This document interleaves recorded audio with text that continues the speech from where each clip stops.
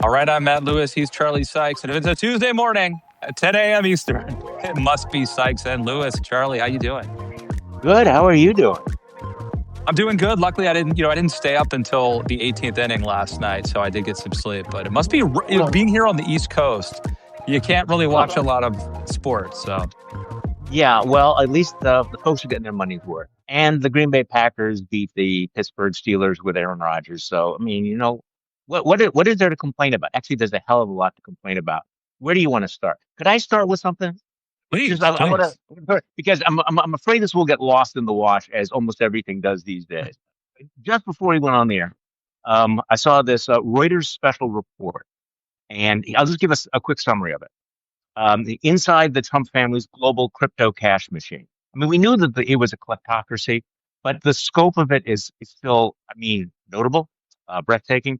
The U.S. president's family raked in more than $800 million from sales of crypto asset in the first half of 2025 alone.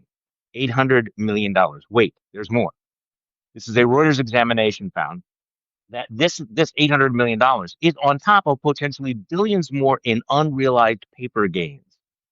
Much of that cash has come from foreign sources, as Donald Trump's sons have touted their business on an international investor roadshow. Okay, again, Earth 2.0, this would be the consuming scandal. We have never had this kind of graph in the open. I mean, we've had Teapot Dome, and we had various scandals in the Grant administration, but nothing even remotely in terms of scope or brazenness. And I just had to do this at the top of the show because there's so much else to talk about.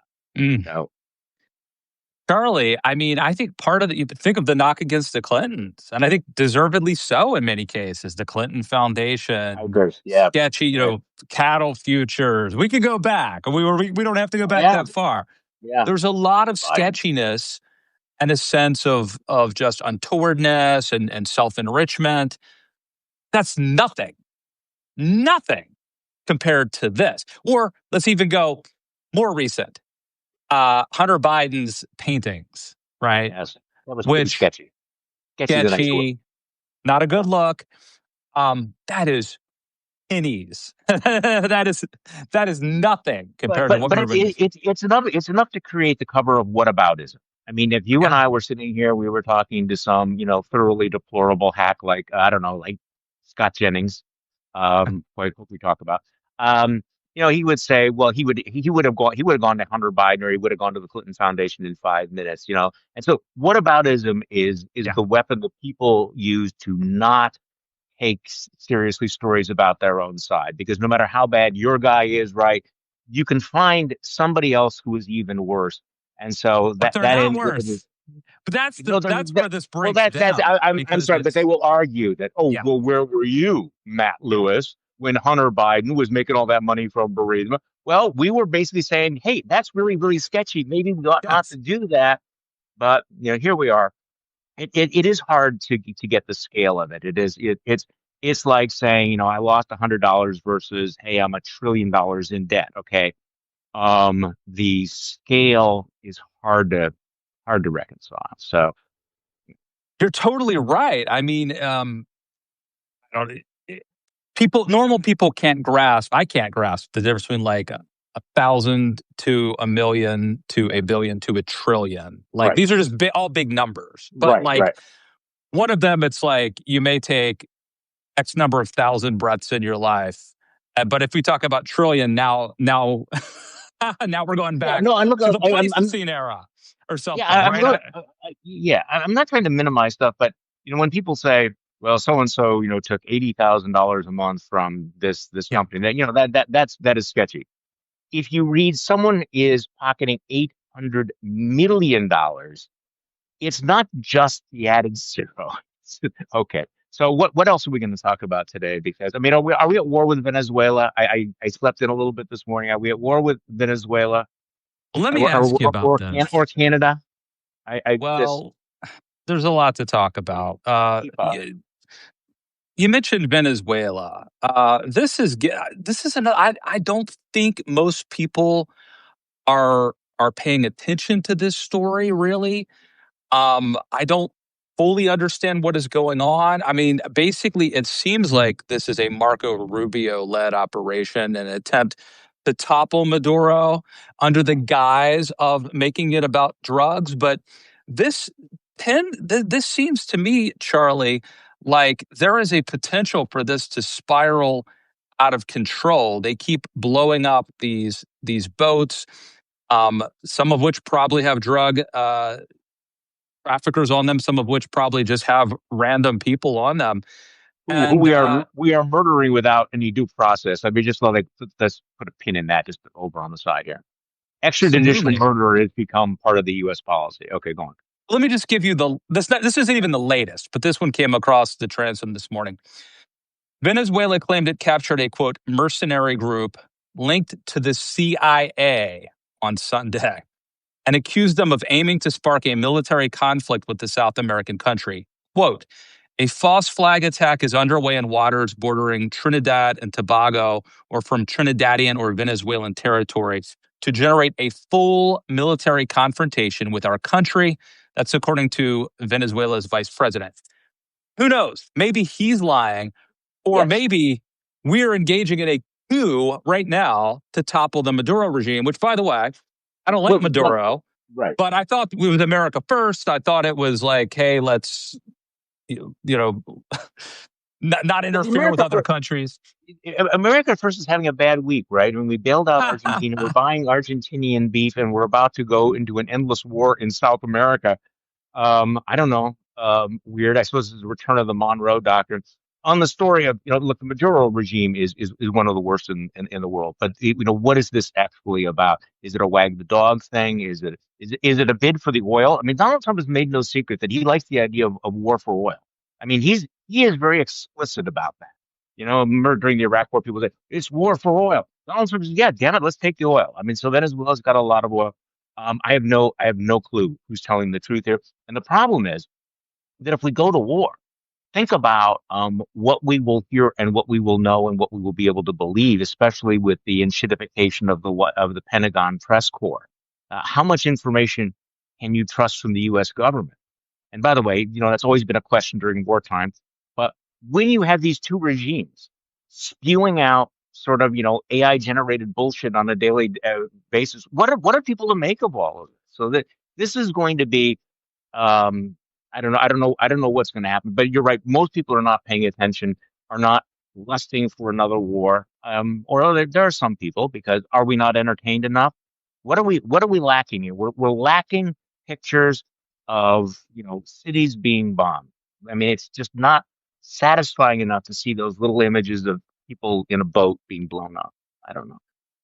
I think if there's a theme to what we're talking about this week, and maybe this has always been a theme, but it just strikes me this week, the theme is like there are things going on right now that in any other normal time would be perceived as outrageous, and the media would be up in arms talking about this and only this. Venezuela alone, or the cryptocurrency corruption alone, any of them. But this goes to a guy named Steve Bannon, who has a theory about flooding the zone with excrement, which brings me to Steve Bannon. That was a smooth segue. I like that. I admire that. Because if you are worried that there is a coup taking place here in America, you may not care so much about trifling things like Venezuela. So Steve Bannon, as you know, was a top Trump aide in the White House aide. He was pardoned by Trump, or his sentence was commuted. Steve Bannon claimed in an interview with The Economist that Trump is, quote, going to get a third term. At the appropriate time, we'll lay out what the plan is, but there's a plan. Now, Charlie, some people sort of dismiss this as trolling, Bannon trying to stay in the limelight. Others say the MAGA movement is normalizing authoritarian fantasies. And by the way, when people tell you who they are, believe them. I'm old enough to remember that Steve Bannon actually laid out the case that Donald Trump would not accept the results of the 2020 election. That was all part of a plan. So what do you make? Do you dismiss this? Do you take it seriously? Where do you come down? Look, I I agree with every one of those points. That was my newsletter yesterday. Was Trump 3.0, and the question is not will Trump not what will Trump try to do, but who will stop him? Let's imagine that he actually does want to do this. But let's go back to this point. I talked to Ann Applebaum on my podcast about this, and she said, "Look, two things. Number one, this is Steve Bannon just trying to stay relevant and curry favor, and number two, she's not sure that Donald Trump will have the cognitive ability in 3 years to run for re-election. I don't know. I agree with you. I think I agree with you. I think we should learn to take these things seriously, and as opposed to being caught flat-footed. They are floating this idea out there. The president has meetings with Democratic congressional leaders, and he has Trump 2028 hats on the in the Oval Office. So obviously he's thinking about it. It's clearly something that he's going to try to normalize. And let me ask you this, Matt. If he announced that he's running, how many Republican members of Congress would say, no, that's wrong, that's unconstitutional? I'm guessing we could count them on one hand and have some fingers left over. What do you think? Thomas Massey, Marjorie Taylor Greene. Maybe. You start to run out of names. Maybe Rand Paul. I'm not sure. It's a short list. It's a short list for sure. So I think people do need to take it seriously. I think now, somebody I was talking to about it said, Charlie, you shouldn't be talking about this. We should be focusing on 2026. Missing the point. Because this is why 2026 is so absolutely crucial. It will determine who controls Congress. It will determine who controls the state houses and the governorship. If Republicans run the table and keep control of Congress, this plan is on. Okay, that's number one. If, on the other hand, it is a bad year for Republicans, I think it becomes much, much less likely. But the thing about Steve Bannon, it's easy to dismiss him because of the horrible human hygiene and just the graft and everything. But this is not a stupid man. This is a man who is still in contact with Trump. There's a new book out talking about when they were cutting the deal with Ukraine over the precious minerals or the rare earths that Trump calls up and runs it by Steve Bannon. So Steve Bannon knows stuff. Now, I don't know what the plan is. Most of the plans are bullshit. But the one thing about Donald Trump is what he does is he tries to do it and then figure, well, what are you going to do about it? Well, like, for example, the White House. The Washington Post editorial board loved it, which is like, we could talk about that for a moment. But he basically he didn't ask for permission. He just made a fait accompli. He just does it. So if Donald Trump is nominated by the Republican Party and on the ballot in all of the red states, who's going to stop him? So I think that's part of the plan. Scary, but I don't disagree. By the way, one of the viewers here commented and said, like, we're scared as F, and we're confused, and that's why we're looking for clarity. And hopefully, you and I can provide a little bit of that. But I have to say, last week we didn't get a lot of people asking questions, even though there were a lot of people viewing. And someone later messaged me and said, things are very depressing now, and we didn't. It's not. We love watching, but we don't have any questions because we're utterly depressed. And so, maybe someday we can do a special, maybe a bonus one of these, Charlie, and I will just interview you about your life, and we can talk about that's depressing. Those kind of questions about like career advice or life advice, and maybe we can get. But these for shows now, to binge on, what I do with the dog. That's why I always put the dogs in my newsletter, because one of the things I do is as soon as I'm done with this, as soon as we turn this off, I'm going to go outside and play ball with the dogs in the woods. So I mean, I'm not going to spend the whole day doom scrolling, but I don't think people should be depressed. I think people should be focused. I think that people should understand that this is a fight, and that nothing is inevitable, nothing is determined. I do have a couple of rants that I'm kind of working on, and I think you've been writing about this as well. Look, Democrat, when people like me and you criticize Democrats, it's not because we don't, we're like on the other side. It's because, look, you guys have to get your acts, straight here.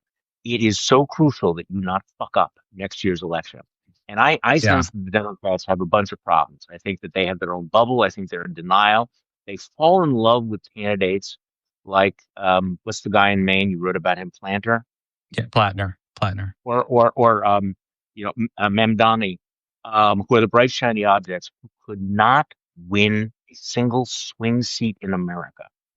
Keep in Yeah. mind that the majority makers are a certain number of districts that Donald Trump may have won.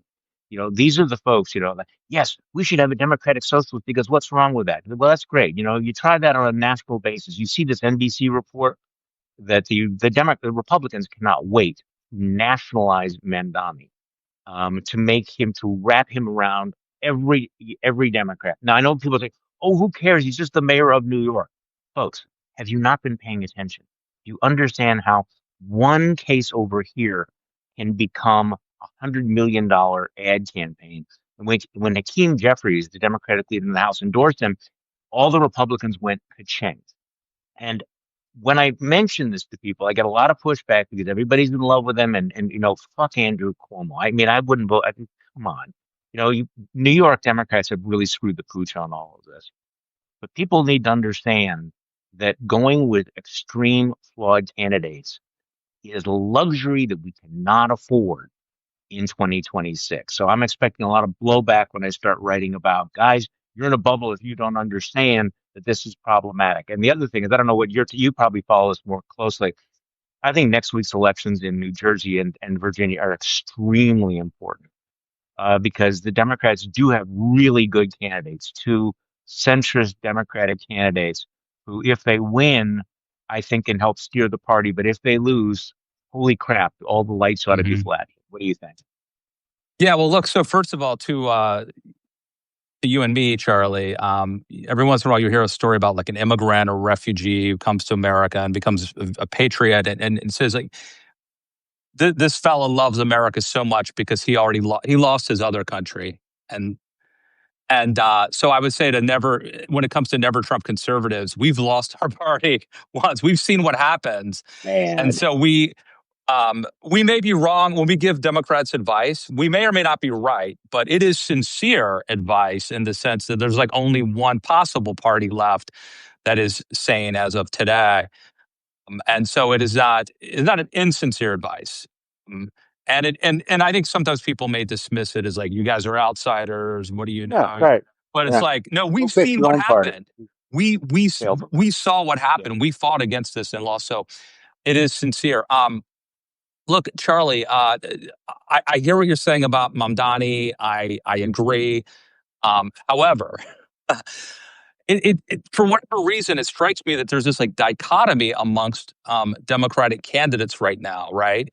You either get, and this kind of happened in the Republican Party too. You either get these kind of exciting, energetic, dynamic candidates who are also extremists, or you get these kind of boring milquetoast parents. And Yeah. I feel like right now, I mean, Kamala Harris is talking about she's not ruling out running for president again. Yeah. We've seen Hillary lose.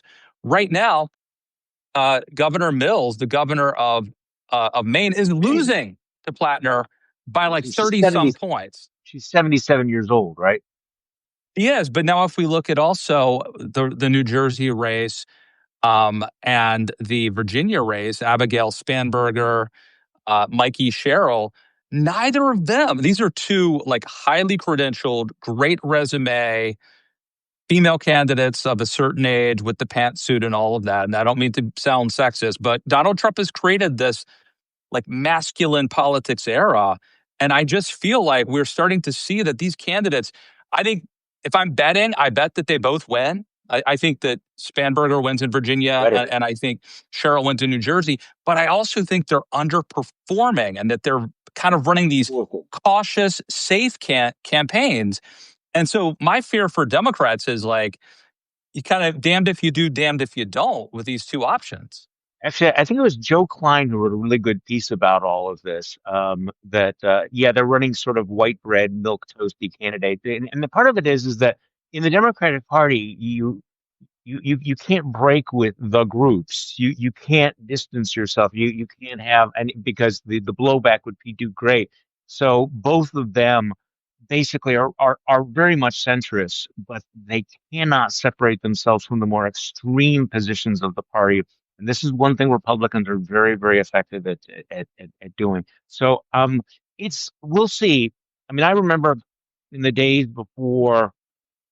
I mean, sometimes before these midterm elections, you think it's going to go one way, and it turns out to be something different. I think this is going to be a measure of the intensity of politics in 2025, and so nothing is normal. So let's talk about that after the election. Okay. I would love to say, I mean, Abigail Spanberger should be blowing out the sort of the magnified Republicans. New Jersey should definitely be a Democrat. This would be a massive upset. If they lose, people are really going to have to go back to the drawing board. But this is part of the problem of being in a bubble, though. And I can't read the comments here, but if people don't understand, um, what the Republican playbook is and why it succeeds, and the way in which they will take little nuggets and push it. And the Democrats' messaging is kind of all over the place. They're not consistent. Speaking of which, what are you thinking about? We've gone now. We're 20 minutes into this conversation, and we haven't mentioned the fact that the government is shut down. We're about to have a Yeah. record-long government shutdown. Nobody seems to care that much. But where are we at here? Because the pressure is starting to get intense. People are starting to get these massive increases in their healthcare premiums. The Republicans are going out of their way to increase the pain by cutting off food stamp funds. So what do you see? I mean, I saw one report saying Democrats are saying, you know what, this shutdown may never end. Neither of us can blink. Neither of us have any. Literally, it may never end. What do you think? I mean, I don't see any impetus, or I don't see any pressure for this to end, right? I mean, I guess it could end tomorrow, but it could go on till the new year. I think from the individual standpoint, like at the micro level, I don't know how long people can go without paychecks. There are people now who are missing paychecks. I don't think most Americans can miss 2 or 3 paychecks without No, they cannot. a serious problem. And so that's starting to happen. But you're right. I mean, look, the fact that we didn't bring this up until 20 minutes into our conversation is indicative of I think, a sense that this is not top of mind. Maybe this speaks to Donald Trump's chaos and the flooding the zone with excrement, but in past shutdowns, this was the only story. Like, this would have been the top story. We would have spent all day talking about the shutdown, and that's not the case. But as someone who has a flight coming up next week, I do wonder about the TSA and air traffic control even more. Controllers. Yeah, Do you actually more worry about importantly. that? Because I actually have. I do. Because I'm one of those people. There's 2 types of people in America. I am the guy who gets to the airport 2 to 3 hours early, has clear and TSA pre-check. Will often do concierge service where they will meet me, escort me through, where I will shamelessly go to the front of the line and be waiting at my with my Girl Scout uniform neatly pressed, waiting to board before anybody's there to check me in. Like, I'm that like super diligent guy, and so now the idea that my flights could be postponed or canceled freaks me out. Well, okay, the postponed or canceled is bad. Air traffic controllers not being up there because they're short-staffed is like, again, different level of magnitude. Or even worse, they're there, but they had to take on a side gig driving Uber at night shift. So they're falling asleep. That's even worse, probably. Actually, this reminds me. I was down in where was I? I was down in Austin, Texas. I think a year or so ago, and there was an Uber driver, and we were just chatting, and it turns out that he was actually a rather high-ranking engineer at one of the high-tech companies that was down there, and yet because the cost of living had exploded so much, he had to take the Uber driving as a side gig to a job that would probably paying in the 6 figures. And I'm thinking, whoa, okay, this is. But again, if you're air traffic controller and you're not getting paid and you're in week, 2 or week 3 of, I mean, you've missed 2 or 3 paychecks. What the hell? What are you going to do? You Yeah. know? And what is your level of stress? What is your morale? Are you in fact having the moonlight doing something? Are there people who are going to, I'm just not feeling well. I don't think I'm going to be coming into work today because why should I since I don't get paid for it? So, yeah, I asked, did you see, by the way, I'm sorry to be all over the place. Did you see those big mass rallies in Hungary over the weekend? Mm-mm. I'm No. going to connect it to this. I promise. Mm-mm. I mean, massively. The media didn't cover it. You had hundreds of thousands of people who came out and protested against war bombs. We saw that in Israel too. And I was thinking, despite the success of No Kings, we're not seeing those kinds of mass rallies in the United States on a regular basis. No Kings felt like a one-off, right? And I asked Ann Applebaum about that, and she said she had the same reaction. She just doesn't think that Americans are angry enough yet. They haven't felt the pain enough. And so the question is, will they start to feel the pain when inflation explodes, when they can't get on an airplane, when, we start to see food lines, Yeah. and just food pantries because of this? I don't know. But there is a little bit of a disconnect here between what's been happening and the reaction. And she just said, we're just not angry enough yet. I don't know. I'm angry. You're angry, right? So, but what do we? But I think the point you're making, I think, betrays a truth about Americans, which is to say we're not going to get angry about civil rights violations or trampling of the rule of law or a president stealing or appropriating via corruption money for his family. That's not going to really outrage us. Now, if the stock market were to start to fall, then we will take to the streets. It's very materialistic, and I think that's kind of true, and I think it's kind of sad and problematic, actually. But it speaks to the larger debate amongst the Democratic Party. Do they talk about democracy or do they talk about affordability? And we Well, know, they have to talk. Okay, well, they have to talk about affordability, right? So, I mean, I remember during the Biden years, certain folks, including never Trumpers, were saying, "Oh, we shouldn't talk about inflation. Inflation is only in your mind." It's like, excuse me, there's this lived reality out there. I sense that the Trump is doing the same thing. Like, don't pay no attention to all those things. But I do think that at some point, most people's relationship to politics is, am I going to be better off or not? Am I going to be richer or poor? Um, when it comes to yeah, socialism, are you going to take away my stuff? Or are you going to take away other people's stuff?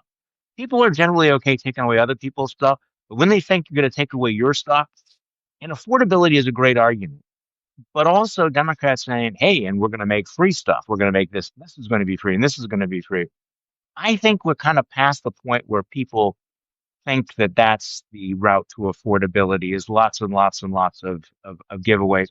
And I think that's the flaw in New York when you start adding up all the free stuff that's being done.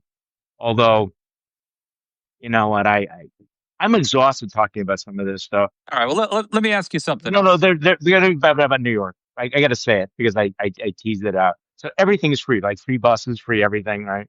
And then there's a video floating around, and trust me, it will be in tens of millions of dollars in Republican ads. Mandani saying, and we're going to devote $65 million. I think that's another $65 million for what is the term? Gender affirmation. Yes. Okay, so you're really gonna you are now doubling down on the one issue that Republicans used to drive a stake through your fucking heart a year ago. Yeah. Okay, turning it back. I apologize. We forgot to do our land acknowledgement before we started this. Before we started this call.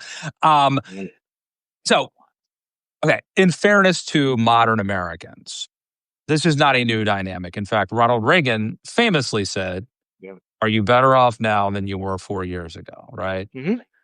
And so it brings us to the Gipper. And this is kind of an old story now, but Donald Trump has said he's adding 10% tariffs on goods imported from Canada after Ontario aired an anti-tariff advertisement featuring the words and voice of Ronald Reagan.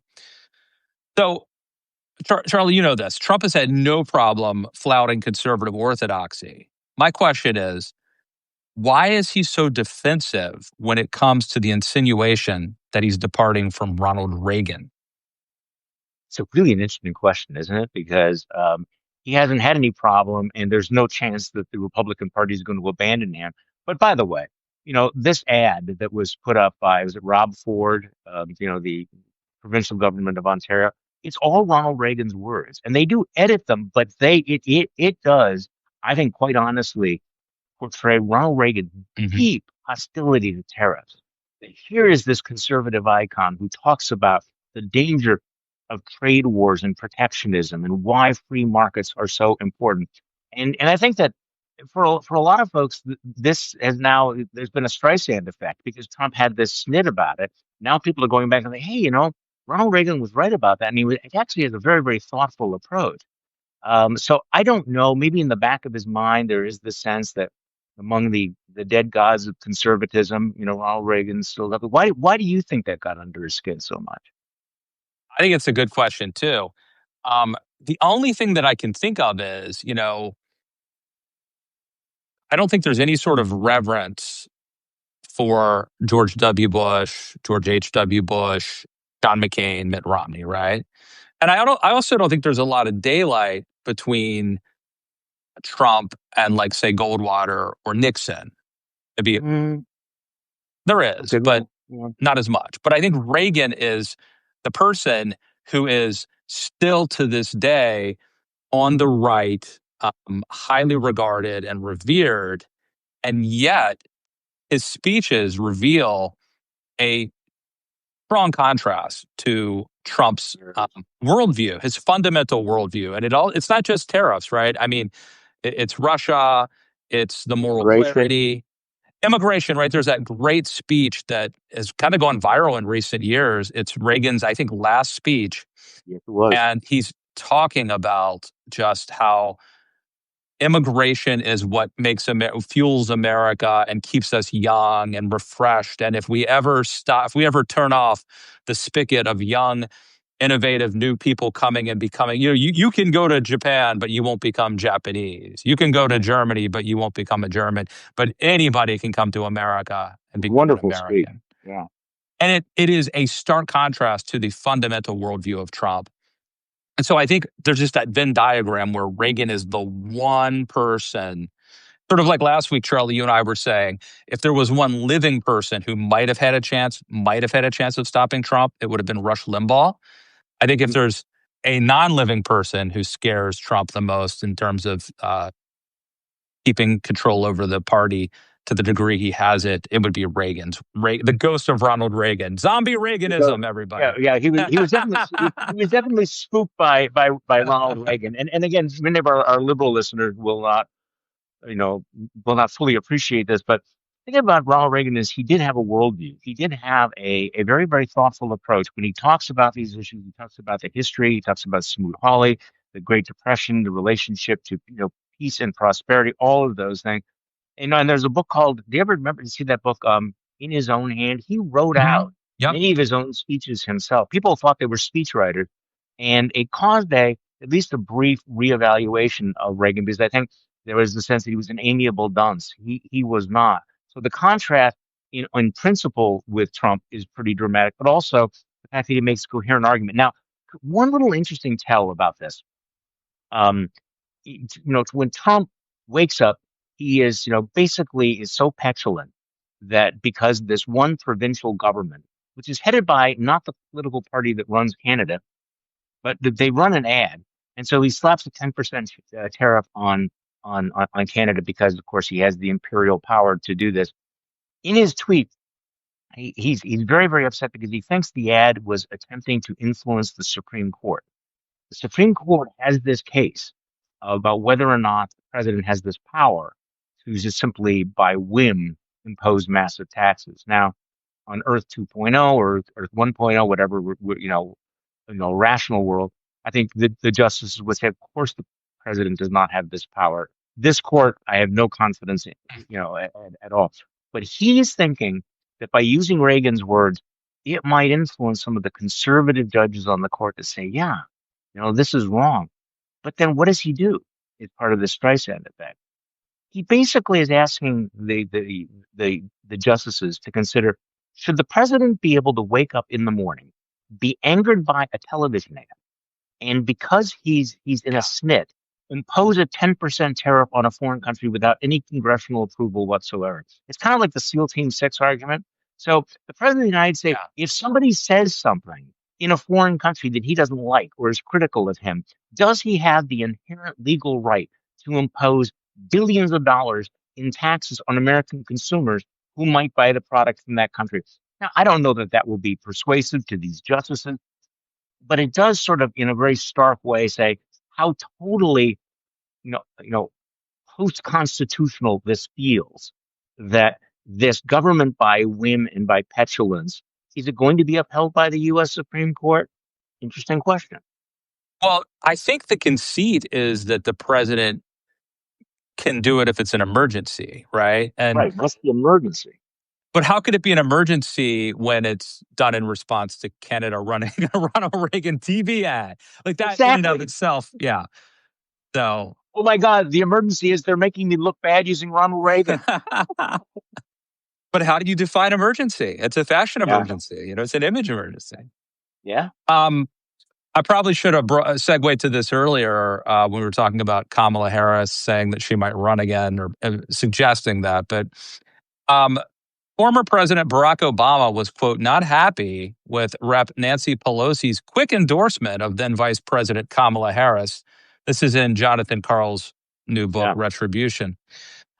So Karl's source, it looks good, right? I've heard a couple podcasts with them so far. It sounds great. His source summed up Obama's message to Pelosi as essentially, quote, what the F did you just do? What did you make of that, Charlie? Well, I'm anxious to read the book, and it is interesting how the one thing that I did take away from one of the excerpts that I read, I think in the Dispatch, was how alienated Obama was from Biden. That Obama kept calling Biden during those final days, and Biden would not return his calls. So he was super angry at Obama and very much excluded Obama from his inner circle. So there's some real serious bad blood there. We kind of know all of that. He had the knives out. Look, I remember that period very, very clearly, and I understand the arguments that when Biden dropped out, there should have been an open convention or open primary. That was just actually not going to happen. It was sort of inevitable that they were going to go with Kamala Harris. It's one of the reasons I think, unfortunately, Democrats stuck with Biden for so long is because they knew that there was no plan B. The plan B was Kamala Harris. I think she turned out to be a better candidate than people expected, but you have to go back to that time and understand how much skepticism there was, but also how impossible it would be for the Democratic Party to basically push aside, the first African American woman vice president of that party. That just wasn't going to happen.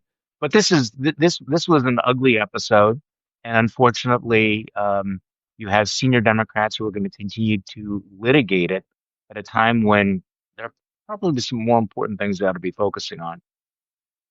I agree with you 100%. So let me move on. Biden's personal physician, Kevin O'Connor, has been referred to the D.C. Board of Medicine for discipline, sanction, or revocation of his medical license. So, Charlie, I'm conflicted on this one, right? On one hand, this is the same doctor who assured the public that Biden was fine. Obviously, he wasn't. But on the other hand, this really feels like just yet another example of the weaponization of government for political payback. How should we see this? Okay, so I'm really glad you brought this up because on the list of things that we ought to be talking about on the Tuesday after last week is the fact. Oh, so on Friday. Okay, I mean this you're exactly right. This is an example of it, but we don't have to look very hard for this. So on Friday, the president of the United States puts out a tweet calling for the criminal prosecution of Merrick Garland, Christopher Wray, Lisa Monaco. Once again, we have become so numb by this. I missed it. I think I missed that. Okay, so he did. It's funny because I was down at a legal seminar down in Chicago on the rule of law, and they were, all these academics were talking about what are the markers of authoritarianism, and they let me have a slide. I never use slides in Yeah. presentations. I don't know, do you? And I said, okay, here's my marker, and here's the tweet from Donald Trump, the DM to Pam Bondi, ordering her to criminally prosecute, Schiff and Letitia James and James Comey. I said, he's putting it in writing.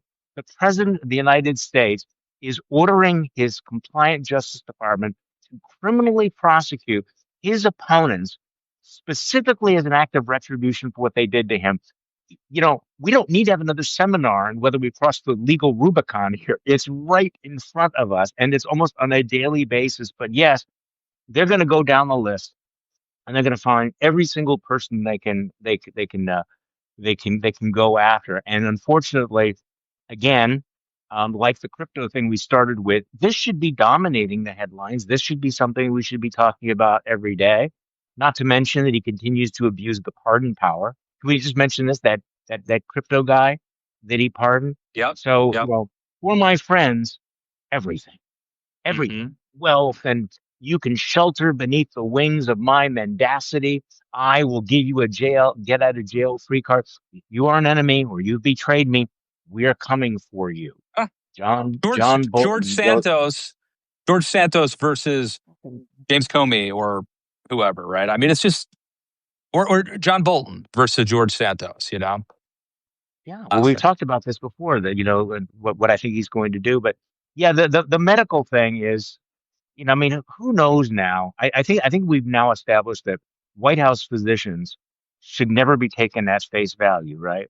So what did you make of the fact that Donald Trump sort of lets drop that he had an MRI? I'm not a doctor, so I defer to you on what did that confession, that revelation mean to you? Well, because I am a doctor, Charlie. Right. I've chosen not to pursue my medical degree because of my lucrative pundit career. No, it makes me wonder. Do you remember he disappeared over Labor Day for like 9 days? Mm-hmm. And he's got the weird stuff with the hand, which could be like an IV drip or something. Some people speculated. There was like all this conspiracy. Let's be honest, it's conspiracy theories. Yeah. That they're covering up something about Donald Trump's health, that there was speculation that he had a stroke or something. I don't know, I don't know that much about science or medicine, but I don't think you just have like a MRI as a checkup, right? Don't you have to? Isn't there like a reason that you would have an MRI? You go into the doctor, and he takes your blood, takes some blood, tells you to turn your head and cough. He doesn't say, "Hey, you know what, Charlie? I think we should do an MRI on you today." Okay. I don't know. I will say, and I've kind of backed off from the endless speculation about his cognitive decline, and there's a lot of evidence of it, because I mean we're going to find out. But also, this guy he does seem to have a lot of energy. He's certainly active. I mean, that's for sure. Yeah. I mean, I think early on somebody was asking, how long can you keep this pace up? And I don't know, unless the IV drip is just putting in all of the uppers and everything, just keeping him going. But I don't know. I'm speculating. Well, he projects, and that's what he said about Biden in the debates, and there's a lot of projection going on. But look, I mean, he could have died from COVID if he was a normal person, right? They definitely gave him the top shelf concierge medical treatment then, and I think rightly so. But he very well may be juiced up to a certain degree. Look, I drank 5 to 6 of these cups of coffee a day. I could not function at this level. Really? Seriously? I drink a lot of coffee. I'd be bouncing off the walls. I really would, But well, I cut it off. I cut it off at like noon. Okay, so I get up at 5 a.m. I start pounding coffee. I write like all my columns, and that's why I'm like Joe Biden in the sense that I think much better to do this show in the morning than at like 10 o'clock. And I used to people would say don't do a live stream with Matt Lewis after 4 p.m. Right? I used to have to go on CNN at like 11:30 every night. I don't know how I did it. It was You were younger. You were younger and more naive. And Both are back then true. you thought how cool it was to be on cable television. See, now you're old and jaded. Well, that's what people don't know. I tried to explain this to my kids because my son I turned down opportunities to go on TV now, here and there.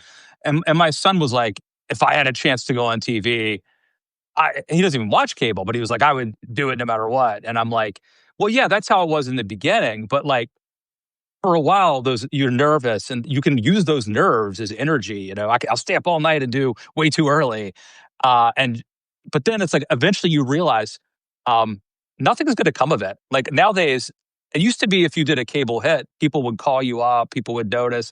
Now it's like nobody tweets. Was I actually on TV? It's unclear. Like no one.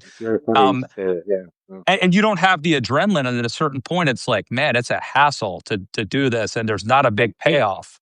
And we've been doing this now for 10 years. So the question is, are we going to say anything that we have not said before? One of the things I like about our conversations is that we actually get into all kinds of these other topics. There are some of these topics that you and I have talked about that I've never been asked about on cable television after, probably more than 1,000 appearances. And so I kind of like this. Tell your son if he wants to be on television, you could just make a quick YouTube video of him on your phone. That's television, And he may get more. And he may get more views depending on what show, what network, and what hour of the day you would be on. Yeah, no, I don't think the arc is bending toward cable. Is bending toward the future of cable television. Now, I say that as somebody who used to be on conservative talk radio, and people ask me about that all the time. And I said, yeah, in the day, it was a big deal. And I just don't think that that's the case, that it just simply does not have that. The world moves on. And again, I think it's important. See, I think there's an economy of attention where people are trying to get attention, but I also think there's an economy of trust. And that at a certain point, if you're going to be doing what you and I are doing right now, what is the point of doing it if we are not blunt and honest and tell people what we actually think? I know that a lot of people tune in to be told what they want to hear or to have all of their priors confirmed. But I think that we kind of have at a certain point, we've established ourselves, we have a moral obligation to give it to people kind of straight, even if they don't want it. And hopefully one of the things you and I can do here is every once in a while get people out of their bubbles. If you kind of trust that we have good intentions, and we try to warn you about something, it's not because we're trying to be jerks. It's because, look, we're on the same side. We have some history here. Maybe you should, find a way to, hear something that you're not going to hear if you're watching certain cable channels 24/7. Amen, brother. So let me indulge myself a little bit and unburden myself a little bit. This is something you couldn't have time to tell even a short story I'm about to tell on cable news. It wouldn't work, but I think I can do it here because I'd like to get your thoughts on this. Okay. Yeah.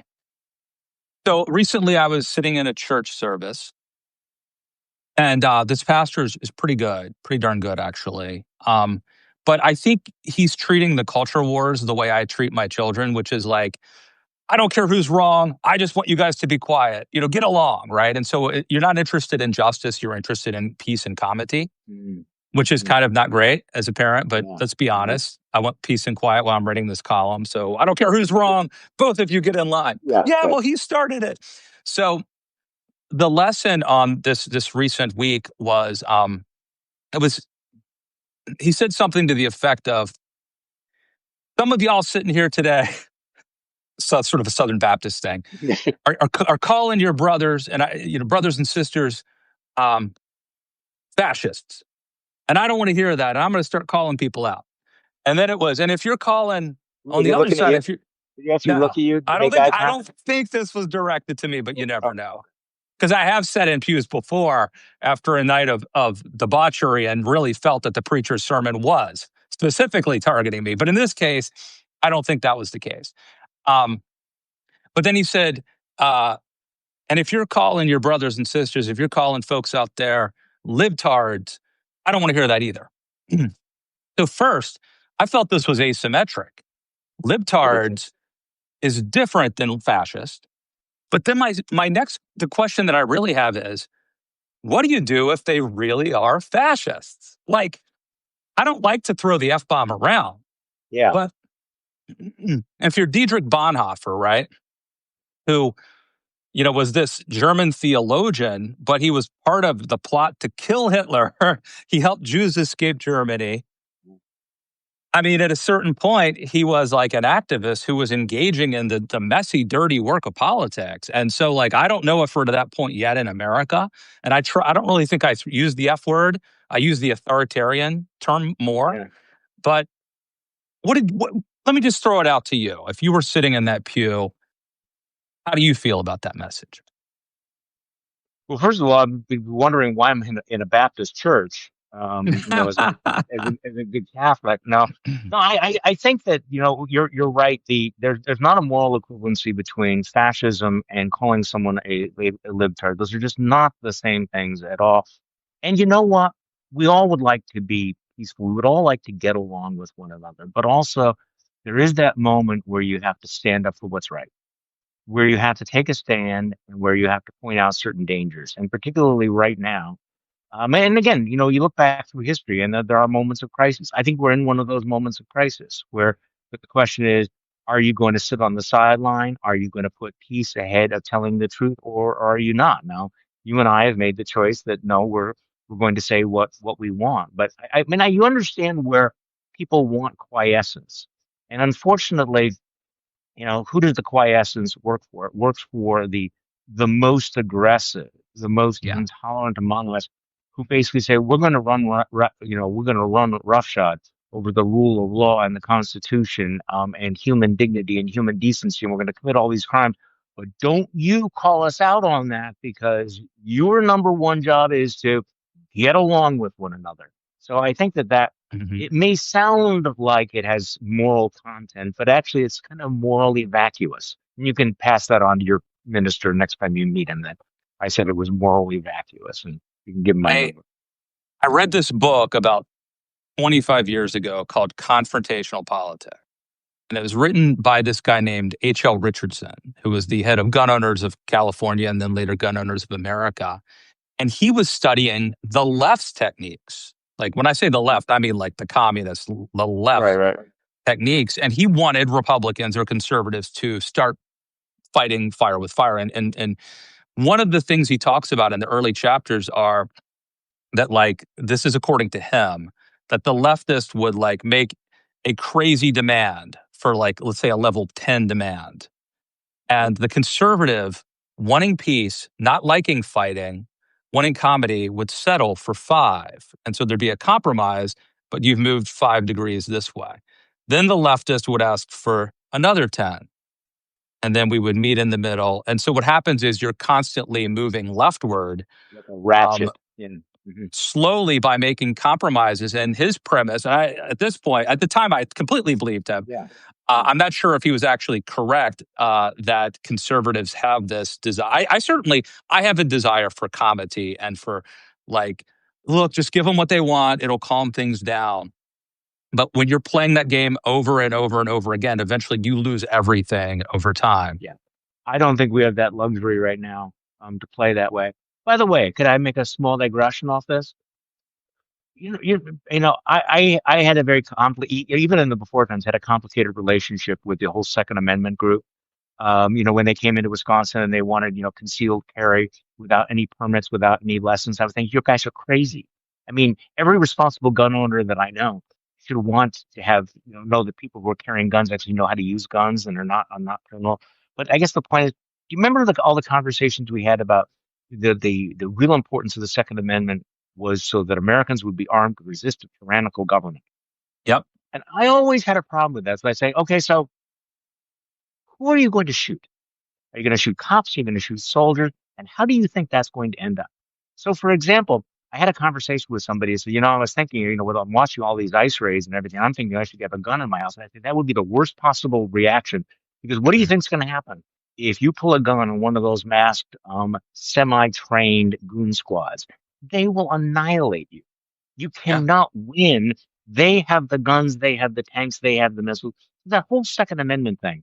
And by the way, you notice how the Second Amendment people are not talking now about using guns to protect against the jackbooted thugs of government, because now they are the jackbooted thugs of government. And suddenly the Second Amendment as resistance to tyranny just doesn't interest them that much anymore, does it? Completely agree. I remember G. Gordon Liddy telling his audience, Hmm. shoot them in the head. I'm paraphrasing because they're wearing body armor when they Yes, come to get your remember this. guns or whatever, Yeah, the, yeah. the jackbooted thugs were going to do. Um, yeah, it's a crazy thing, Charlie, how everything has gotten like turned around, and so much of what they warned about, they are now themselves guilty of doing. And I think that's just one example of many, for sure. Well, it is, and it's also just when we've lived through just watching, and again, maybe I was naive. I actually did think that people believe some of the principles they claim to believe in, and maybe they did, but the willingness to give them up is so Yeah. remarkable. Just watching this inversion. I mean, going back to what Ronald Reagan said about free markets and everything. Honestly, if you would have played that clip, just a few years ago, every Republican in America would have said, "Yeah, absolutely, I'm totally down with that." And now Donald Trump is saying, that this is like we have to have a trade war by quoting Ronald Reagan. So, and anyway, but you're right. So, are you Let finding me this ask you. therapeutic? I'm finding this I therapeutic. We're having this conversation. Okay. I am finding that there are people. I want to make one more point, Charlie, though, about your gun thing about owning one in your home. Charlie, it's not only the fact that you can't resist, you couldn't resist the police or ICE and live to tell about it. If someone shows up at your door and starts kicking it in and says they're the police, I know. Right. what do you do? What do you do? Because we know that they wear masks. We know that they don't show their name or their badge all the time. So we are now in a position where if you're in your house or even on the street and someone tells you that they are the police, they are ICE, whatever, you have to assume you're sort of damned if you do, damned if you don't. You either let possibly criminals just open the door and let them in, let them kill you, let them raid your house, Yeah. or you fight back and risk the possibility that they're actually the police who just have decided to wear masks and not show badges. This is actually a very important point, Matt, because you would think that law enforcement as a whole would understand how damaging it is to not, to have people going around with masks claiming to be law enforcement without identifying themselves, right? I mean, this is part of the problem that we have here right now. There's a reason why, up until 5 minutes ago, we assumed that police officers would wear their name tags, would not go around with masks, and if asked for identification, would show it, right? Um, so if you are a police, okay, back. Do you remember after the assassination up in Minnesota when the two Mm-hmm. Democratic Yep. legislators were assassinated? The guy had dressed up as a police officer, the Yep. assassin, and so the police were trying to go door to door, and they realized this was really problematic. Why would anyone let them in? So they sent the officers in pairs to do this. So Yep. that was an acknowledgement. This is a problem not just for us, but for law enforcement as well. The damage that this law and order approach is having to law and order is so dramatic. I mean, think about the number of Americans who now will no longer voluntarily cooperate with any law enforcement agency because of what's happening. Um, if you need to talk to the cops, if you have somebody in your family of indeterminate immigration status, are you going to call the cops? Are you going to if they ask you for information about a crime that you may have seen, are you going to give a witness statement? What would you do if an FBI agent came to your house and said, "Hey, Matt, I'd like to talk to you about X, Y, or Z"? You're not going to talk to him, right? You shouldn't talk to him that way. No, I Unless wouldn't. you really I saw this UVA professor a few years ago give a speech that was pretty compelling about why you should never talk to the police. Well, so, I actually had an FBI agent come, and do a background check on somebody, and frankly, I had no anxiety about it whatsoever. It was a few years ago. I had no problem. It was a very interesting chat. There's no chance whatsoever that if one of Cash Patel's agents comes to the house, that I would be willing to cooperate outside the presence of an attorney. So, this is and I don't think that that's an isolated case that people are not willing to do that. But your scenario, masked guys kicking down your door. And by the way, you know what my wife's most afraid of? Should I say this on public?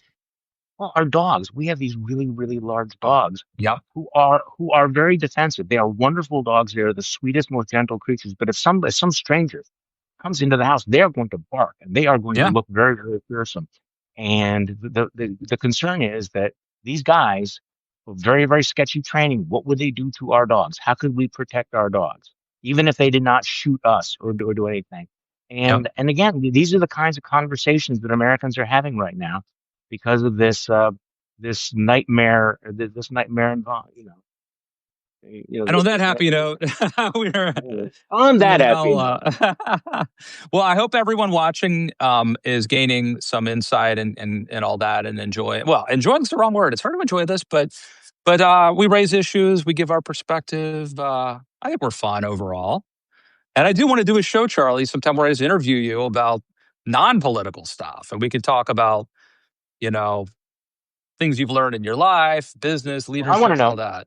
I want to know what you're going to be dressing up for Halloween, Matt, because I'm guessing you go trick or treating. You wear. I think I'm taking the year off. I'm boring this year, but I normally do. I've got my kids are now to an age where they so I even offered my son, I'm like, do you want to be those people where we're like, we can, instead of us going out trick or treating, we'll turn our driveway now into like, I'll get a little fire pit and maybe some beer, and we'll get like those projection lights now that shine on your house or on the garage that maybe some spooky music, and we'll stay home and give out candy. And both of my kids were like, no, we're going running with our friends. So Dad is I'm putting out the box that says, take one, here's some candy, take one and leave me alone. How about you? Are you dressing up? Yeah, honestly. Well, okay. So my granddaughters are actually flying in this week, so they will be here, and they will be bringing their costumes along. And my wife is suggesting that we go along with them in costume. I think it's fair to describe myself as skeptical of that idea. I generally lose these arguments. So. Are they from France? Are they coming from France? No, they're from the Washington D.C. area. Okay. So because I was curious if season a couple years ago. Yeah, I remember, and I was curious if they celebrate Halloween or if this would probably be like a real cultural experience. If not, well, they did when they were here. So, but very cool. This is the difference. But I'm going to do that. Well, I'm loving doing these Tuesdays at 10, and I guess next week we'll do it on Election Day. So we'll preview all that and give the latest. And if you're following me and not Charlie, follow Charlie. If you're following Charlie and not me, subscribe. And we'll see y'all back here next week. Thanks, Charlie. Next Tuesday. Thank you, Matt.